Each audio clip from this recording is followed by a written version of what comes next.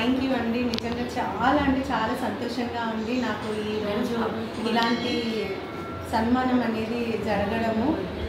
నిజంగా ఇక్కడ ఏంటి అని అంటే, నేను ప్రతి ఆడవాళ్ళము అందరం కష్టపడతాము, కానీ ఎవ్వరికి ఏ గుర్తింపు అనేది రాదు. కానీ మన వెస్టీజ్లో మాత్రము ఇలాంటి అంటే సన్మానం అనేది జరగడం నిజంగా చాలా గ్రేట్ అని చెప్పుకోవచ్చు అనమాట.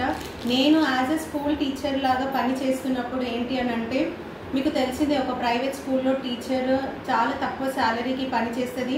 దానితో పాటు ఏంటి అని అంటే చాలా రెస్పాన్సిబిలిటీ అనేది కూడా మా మీదనే ఉంటుంది.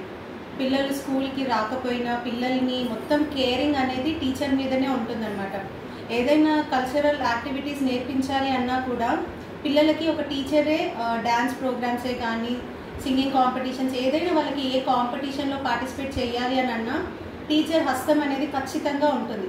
కానీ అక్కడ పార్టిసిపేట్ అయిన పిల్లలు పైకి వస్తారు, కానీ పలానా పిల్లలు వచ్చారు అని అంటే ఈ టీచర్ వల్ల అనేది గుర్తింపు ఎక్కడ రాదు. అవునా కాదా? నిజంగా అంతెందుకండి, మనం ఇంట్లో మనకి ఫీవర్ వచ్చినా ఎట్లా ఉన్నా మన ఫ్యామిలీ కోసం మనం కష్టపడతాం, కానీ ఎక్కడ మనకి గుర్తింపు అనేది వస్తుందా? మన ఇంట్లో వాళ్ళైనా మనల్ని గుర్తిస్తారంటే నిజంగా లేదు. కానీ అలాంటి అవకాశం అనేది మనకి వెస్టీజ్లో ఈ విధంగా జరిగింది అనమాట. అంటే ఈ వెస్టీజ్లో ఉంది.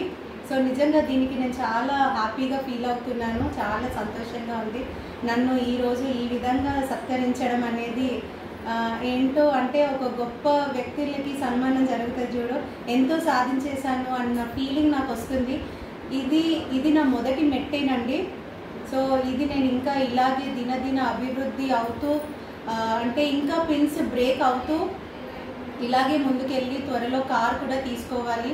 నా డ్రీమ్ అనమాట. నేను మా హస్బెండ్కి కారు కొని గిఫ్ట్గా ఇవ్వాలి అని చెప్పేసి నేను నా డ్రీమ్ చార్ట్ మీద కూడా రాసుకున్నాను అనమాట. సో మా హస్బెండ్కి త్వరలో నేను కార్ అనేది ఖచ్చితంగా అచీవ్ అయ్యి ఆయనకి నేను ఇస్తాను. So thank you so much. అది ఏంటి అని అంటే జస్ట్ వెస్టీజ్లో మాత్రమే సాధ్యం అవుతుంది. థ్యాంక్ యూ సో మచ్ నాకు అవకాశం ఇచ్చినారు.